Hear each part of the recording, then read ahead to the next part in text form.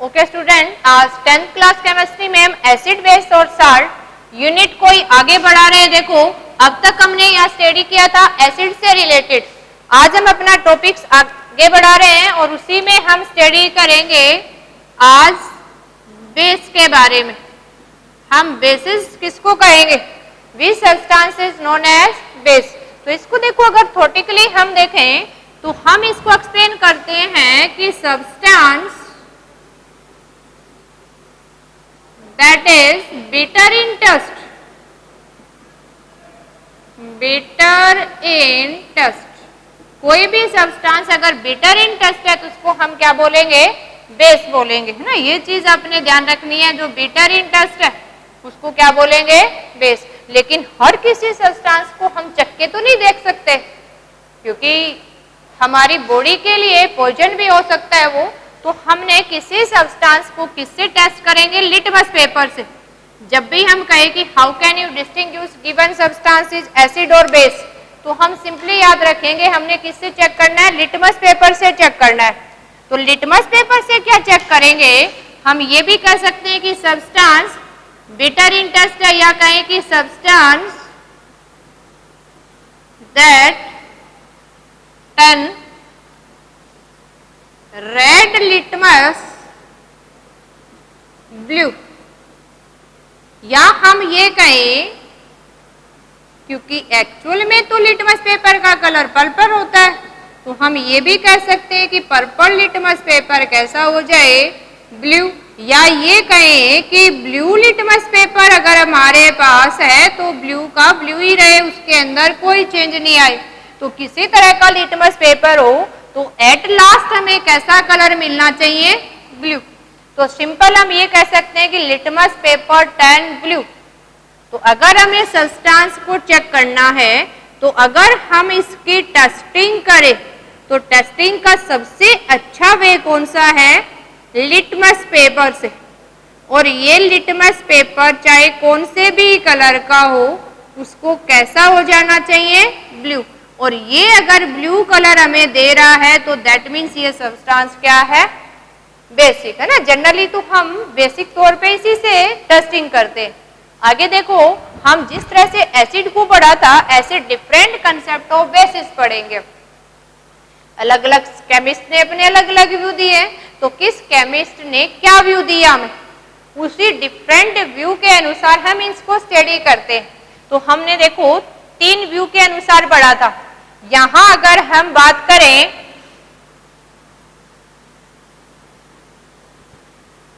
According to different views of chemist, कि chemist ने basis के बारे में हमें क्या क्या व्यू दिए, तो इससे रिलेटेड देखो फर्स्ट वन हम स्टडी करते हैं अर्हेनियस को।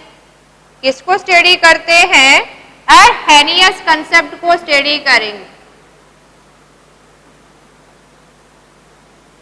और अर्हेनियस कंसेप्ट हमें क्या बताता है कि एसिड किसको कहेंगे और हम बेस किसको कहेंगे, यानी which substance is known as acid और which substance is known as base.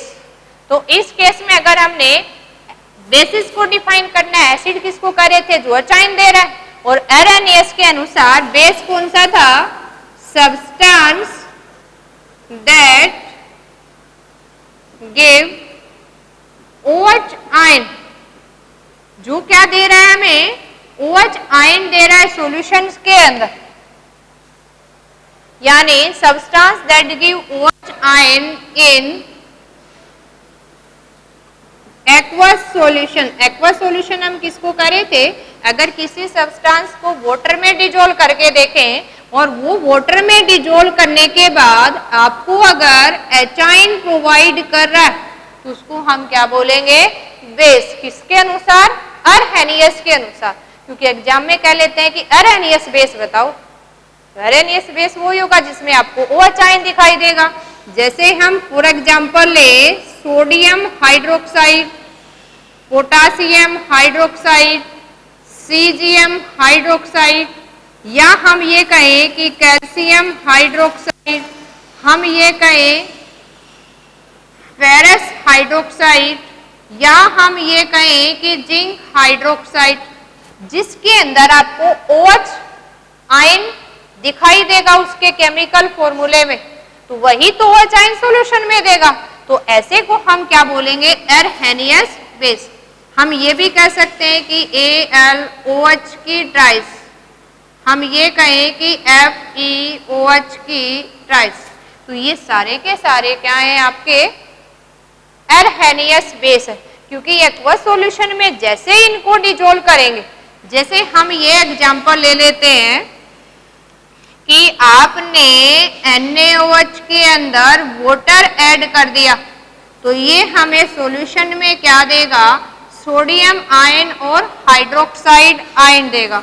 और इस केस में देखो, जो भी हमें एक्वस मीन्स वाटर के अंदर डिजोल्व कर दिया हमने इसको, और जब वाटर हैज ए सॉल्वेंट काम कर रहा है तो ये OH आयन फ्री हो गया, और जो भी सब्सटेंस सॉल्यूशन में OH आयन दे रहा है उसको क्या बोलेंगे हम? एरहेनियस बेस। और कैसे पहचानेंगे? जिसमें फॉर्मूले में आपको OH आयन दिखाई दे जाएगा। और जैसे हमने एसिड की पढ़ी थी, देखो कि किस तरह का एसिड है ये, मोनोबेसिक है, डायबेसिक है, कितने OH आयन दे रहा है। तो इसी तरह से हम बेस की एसिडिटी भी फाइंड आउट करते हैं, कितने हाइड्रोक्साइड आयन दे रहा है। तो एक भी दे सकता है, दो भी दे सकते हैं और तीन भी। तो उसी के बेसिस पे हम फॉर्मूले में देख के इजीली फाइंड आउट कर सकते हैं। तो ये हमने कौन से पढ़े? एरहेनियस बेस। एरहेनियस ने किसका कंसेप्ट दिया था? H आयन और OH आयन की टर्म में एक्सप्लेन किया था, और बेस को एक्सप्लेन कर रहे हैं तो OH आयन। अब जिसमें आपको एक OH आयन दिखाई दे, उसको लिए हम क्या यूज कर सकते हैं? यानी जो भी हम यहाँ बेस स्टडी कर रहे हैं, इन्हीं बेस के लिए हम यहाँ एक्सप्लेनेशन दे सकते हैं किसकी? कि इस बेस के अंदर कितने OH आयन है, और यहाँ जो हमें ये बताता है कि कितने number of OH ion replaceable है, या क्या कहें कि आयनाइजेबल है, कितने रिप्लेसेबल OH आयन है या आयनाइजेबल है, उसी के लिए हम यहाँ एक नंबर ऑफ OH आयन के लिए एक वर्ड यूज करते हैं, that is acidity of base.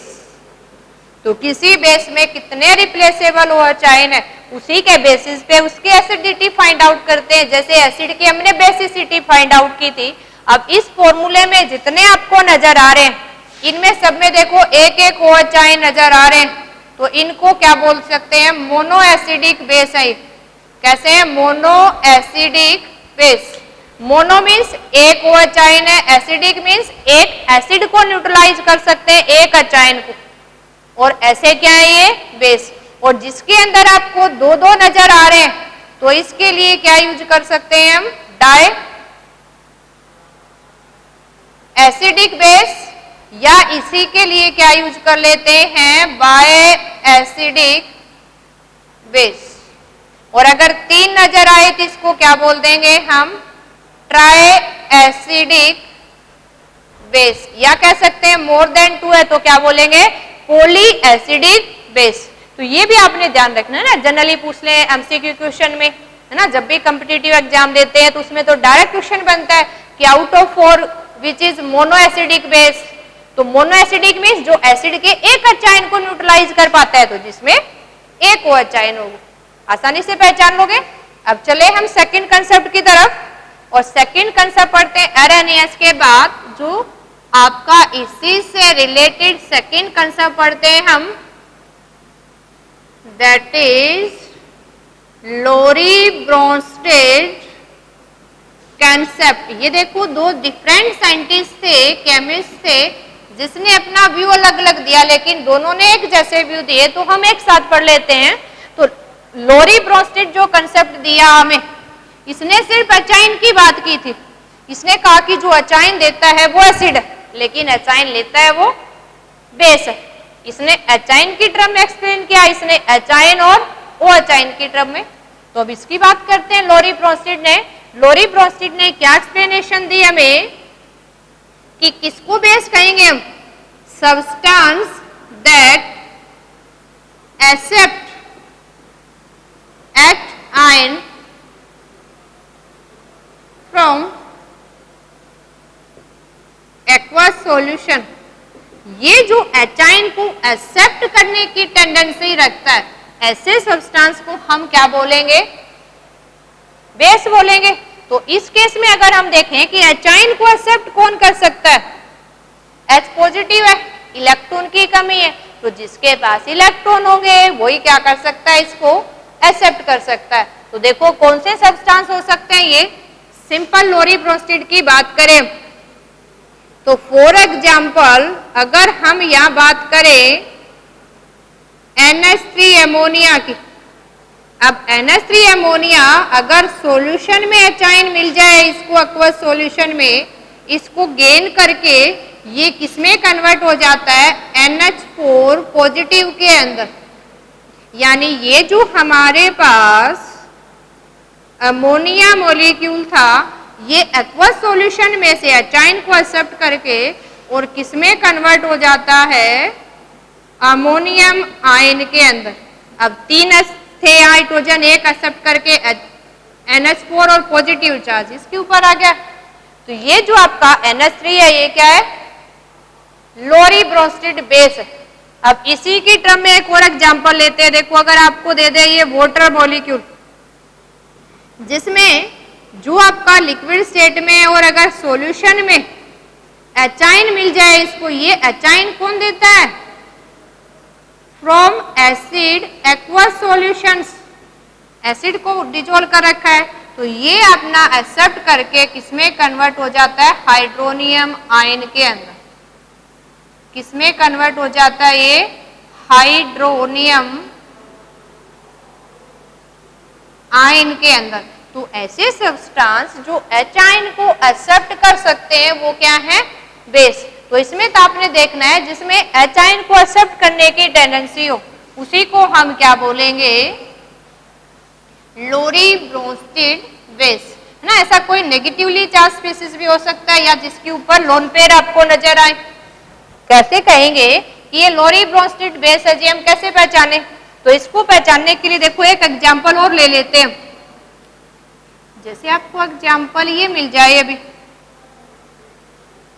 हमने यहां लिख दिया बाइसल्फाइड, आपको नेगेटिव आयन नजर आ जाएगा ये सॉल्यूशन में। और अगर इसको सॉल्यूशन में पॉजिटिवली चार्ज H आयन मिलेगा तो ये किसमें कन्वर्ट हो जाएगा? अभी हाइड्रोजन सल्फाइड गैस के अंदर। या ये कहें कि हमारे पास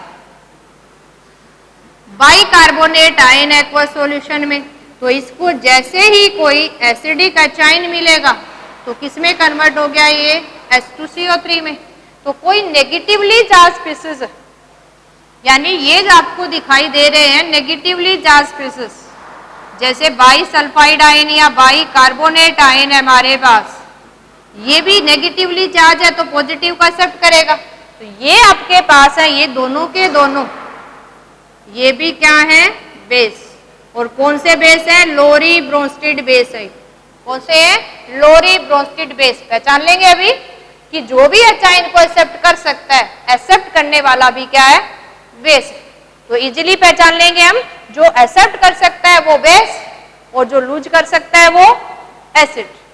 इसी से रिलेटेड थोड़ा सा और स्टडी करते हैं हम। देखो शायद आपको बेस और एसिड पहचानना आ गया है, तो इससे रिलेटेड एक टर्म्स और पूछते हैं हमसे कि कंजुगेट एसिड बेस पेयर निकालो। लोरी ब्रोस्टिड ने एक डिस्कस ये वर्ड भी किया था,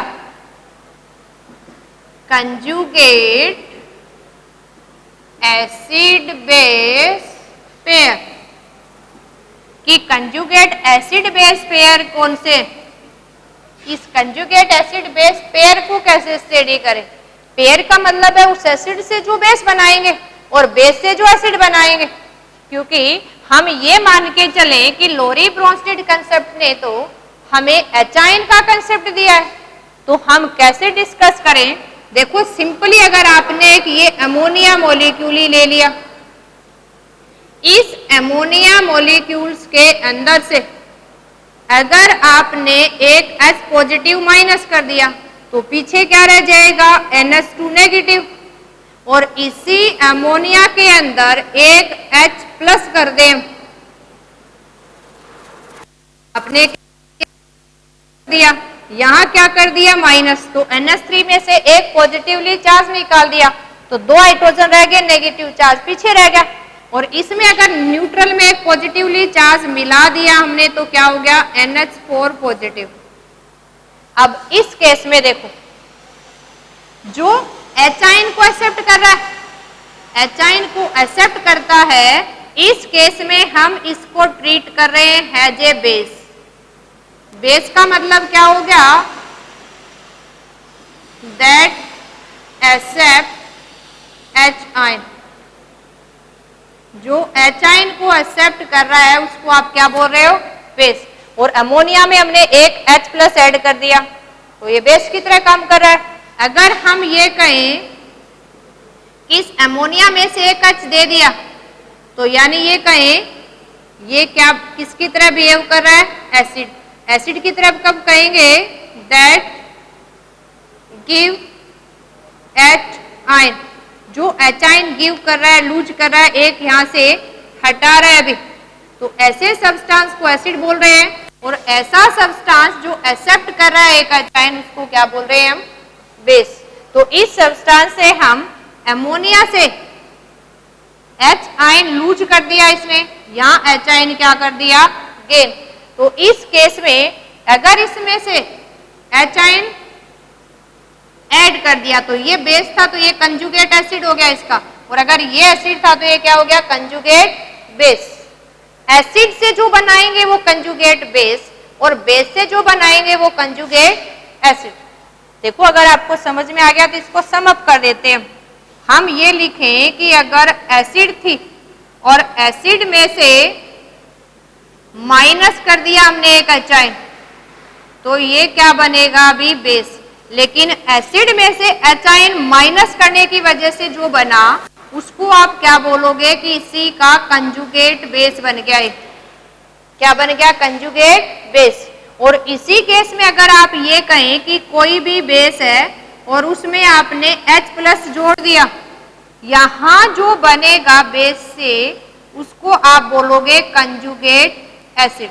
अब क्वेश्चन ये बनता है एग्जाम में, आपसे एसिड से कंजुगेट बेस बनवा लेते हैं और बेस से कंजुगेट एसिड। ये आपने याद रखना है। कोई भी एसिड दे रखा उसमें से एक H माइनस करके लिख दो, क्या बन जाएगा, कंजुगेट बेस। और कोई भी बेस दे रखा उसमें एक H प्लस जोड़ दो, जो भी सब्सटेंस बना वो कंजुगेट एसिड बन गया। अब देखो ऊपर वाला एग्जांपल, अगर इसको हम एसिड की तरह ट्रीट कर रहे थे तो ये वाला सब्सटेंस अगर ये अमोनिया एसिड था तो क्या बन गया, ये कंजुगेट बेस बन गया अभी। और अगर इसको हम बेस की तरह ट्रीट कर रहे थे और एक H जोड़ दिया तो ये क्या बन गया अभी, कंजुगेट एसिड। और लेके देखते हैं एग्जांपल, देखो ताकि आपको अच्छे से समझ में आ जाए। ये आपने सिर्फ जो भी सब्सटेंस दे रखा है उसमें H प्लस या माइनस करना है। हमसे क्वेश्चन ये बनता है, आपसे कहे कि right conjugate acid base pair ना, दोनों एक ही से बना रहे हैं तो पेयर बना दिया। अब इस केस में आपको ये राइट कर दिया। अगर सिंपल आपको ये दे रखा है, देखो H2CO3, अब इसका तो आप सिर्फ क्या बना सकते हो, लूज कर सकते हो, नेगेटिवली चार्ज तो है नहीं कि एक्सेप्ट करवा दो। तो ये किसका काम कर रहा है अभी, एसिड का जी। हमें ना तो लोन पेयर दिखाई दे रहे हैं, ना नेगेटिव चार्ज है, न्यूट्रल मॉलिक्यूल है, और H नजर आ रहे हैं तो एसिड है। एसिड में से एक H कम कर दो आप, HCO3। अगर एक H प्लस का निकालोगे तो मॉलिक्यूल कैसा रह गया, नेगेटिवली चार्ज रह गया अभी। अगर इसमें से दो हाइड्रोजन थे, एक हाइड्रोजन आपने निकाल दिया, अब ये जो सब्सटेंस बन गया है ये क्या बन गया है, एसिड का कंजुगेट बेस बन गया अभी। क्या बन गया, कंजुगेट बेस। अब इसी केस में अगर आपको एग्जांपल ये दे दे कि आपने अभी यहां राइट करना है वाटर के लिए, अब न्यूट्रल मॉलिक्यूल है इसमें से अगर एक H आयन निकाल दो आप, तो पीछे क्या रह गया? OH negative. आप ये भी कर सकते हो कि इसमें एक H प्लस जोड़ दें, एक H प्लस कर दिया हमने, तो यहां क्या हो जाएगा? अभी H3 दो हाइड्रोजन पहले से थे, 3 हो गए और पॉजिटिवली चार्ज जुड़ा है। यहां इस केस में अगर हम वाटर को H प्लस ऐड कर रहे हैं तो बेस की तरह यूज करें, और बेस में H जोड़ने से जो बनेगा उसको क्या बोलेंगे हम? इसका कंजुगेट एसिड। और इसी तरह से अगर हम H इसमें से निकाल रहे हैं तो अब इसको हम इस केस में ट्रीट कर रहे हैं किसकी तरह? एसिड की तरह ट्रीट कर रहे हैं इसको, और एसिड में H माइनस कर दिया तो ये क्या बन गया? इसका कंजुगेट बेस। यहाँ H निकाल दिया हमने, तो किसी सब्सटेंस का कंजुगेट एसिड बेस राइट कर सकते हैं। कंडीशन ये है कि उसकी H आयन लेने की या देने की टेंडेंसी देखनी है। अब ये आपका एसिड का काम करता है, बेस का नहीं कर सकता, लेकिन अगर बाइकार्बोनेट आयन ले लें तो दोनों राइट कर सकते हैं इसके। देखो एक और एग्जांपल अगर ले लें, आपसे कहे कि पॉसिबल है कि नहीं, तो भी हम राइट कर सकते हैं। ये नेगेटिवली चार्ज आपको दिखाई दे रहा है, एक H आयन भी है इसमें, तो आप इजिली राइट कर सकते हैं। अगर आपको ये दे दे बाइकार्बोनेट आयन, क्या दे दिया हमें? Bicarbonate ion. इस बाइकार्बोनेट आयन के अंदर अगर हमने यहां प्लस कर दिया, अभी किसको प्लस कर दिया? H प्लस, तो ये दोनों आपस में ऐड होके हमें क्या देंगे? इसके अंदर यहां राइट कर देते, देखो अगर H प्लस को हमने यहां ऐड कर दिया बाइकार्बोनेट में, दोनों ने ऐड होके क्या बना दिया? H प्लस और माइनस न्यूट्रलाइज हो गया, 2 हाइड्रोजन और CO3। अब ये भी कर सकते हो कि इसमें से हम एक H प्लस और माइनस कर दें, और ये कंपाउंड एक H पहले से था और एक और हटा दिया हमने, तो पीछे क्या बच गया? HO3, HCO3 में से H भी हट गया तो CO3 माइनस 2, एक हटाया तो एक माइनस चार्ज, दूसरा H हटाएंगे तो 2 माइनस चार्ज। अब इसमें से H घटा रहे हो तो इस केस में तो ये किसका काम कर रहा है? यहाँ एसिड का, और इस एसिड का ये क्या बन गया? अभी कंजुगेट बेस। किसी भी एसिड में से एक H घटा देंगे तो कंजुगेट बेस, और किसी भी सब्सटेंस में यानी H जोड़ रहे हो, इसका मतलब अभी किसका काम कर रहा है? ये बेस का, और बेस में H जोड़ने के बाद जो सब्सटेंस बन गया ये बाइकार्बोनेट का कंजुगेट एसिड है। भी क्या है? Conjugate acid. तो किसी एक सब्सटेंस के लिए कंजुगेट एसिड बेस पे राइट करने आने चाहिए ना। किसकी टर्म में कहेंगे हम? H जोड़ रहे हैं या उसमें से H प्लस माइनस कर रहे हैं। अब थर्ड वन कंसेप्ट भी स्टडी कर लेते हैं हम। और एसिड के बारे में जो केमिस्ट थे थर्ड वन, उन्होंने क्या कंसेप्ट दिया हमें? लोन पेयर की टर्म में। और ये थर्ड वन साइंटिस्ट कौन थे अपने? लेविस कंसेप्ट थे, लोसन हम अगर इसको बोले तो ये अपने क्या थे? Lewis concept of acid and base. Lewis ने किसकी टर्म में एक्सप्लेन किया था? In term of lone pair, in term of lone pair of electron. अगर लोन पेयर ऑफ इलेक्ट्रॉन की टर्म में एक्सप्लेन किया किसने? लेविस कंसेप्ट ने। अगर हमने एसिड को रिवाइज कर ले थोड़ा सा, तो एसिड के बारे में क्या कहा था कि जो भी सब्सटेंस लोन पेयर को एक्सेप्ट करता है वो क्या है? एसिड। तो अपोजिट क्या हो गया? बेस। तो अब यहां अगर बेस की बात करें तो बेस किसको कहा?